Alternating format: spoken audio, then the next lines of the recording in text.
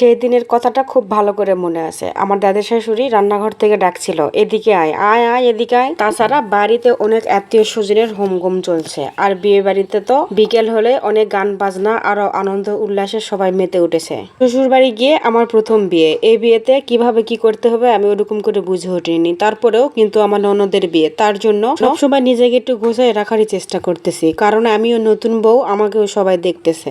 ওই যে বললাম দাদি শাশুড়ি ডাকছিল, তো কাছে গিয়ে বললাম কি বলতেছেন। দাদি শাশুড়ি বলছিল আমার সাথে রান্না কর, আয় আমি রান্না করি, তুই সাথে সাথে থাক, আর আমি একটু পর একটু ভাত খেতে যাব, আর এর সাথে তুই রান্নাটা সেরে নিস। এই কথা শোনার সঙ্গে সঙ্গে শাশুড়ি মা দূর থেকে বলে উঠলো, ও তো রান্না করলে কুকুরেও খাবে না। কথাটা শোনার পরে একদম চুপ হয়ে গেলাম, আর অঝরে ঝরছিল চোখের পানি। বুঝতেছি না চোখের পানি মুছবো কি মুছবো না। শাশুড়ির এইভাবে অপমান আর বাড়ি ভরা মেহমান, আর এখানে নিজেকে এত ছোট লাগছিল যে বলতে বুঝাতে পারতেছি না। হ্যাঁ আমি মানি আমি অনেক রান্না বাড়ি করতে পারি না, তারপরও তো পারি। আমি যতটুকু রান্না করি তারা তো সবসময় আমার রান্নাই খায়।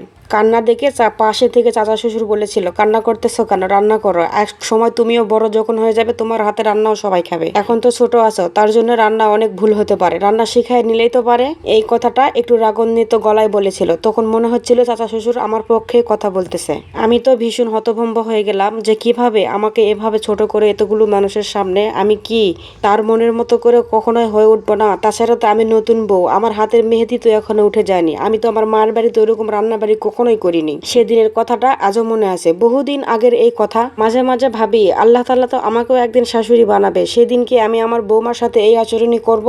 আবারও ভাবি না, একদমই না। তাদের কাছে হয়তো শিক্ষার আলো ছিল না, তারা হয়তো বুঝতো না অন্যের মেয়েকে কিভাবে ভালোবাসতে হয়, আগলে রাখতে হয়, হয়তোবা ওই জন্য এরকম ব্যবহার করতে পেরেছে। আমি তো ঠিক তার সেরকম নয়, আমি তোমার বাবা মার সুশিক্ষিত বা সুসন্তান। আজ কথার জবাব দিতে না পারলেও আমাকে ওইরকম কথা বলার আর যোগ্যতা বা সাহসী রাখে না।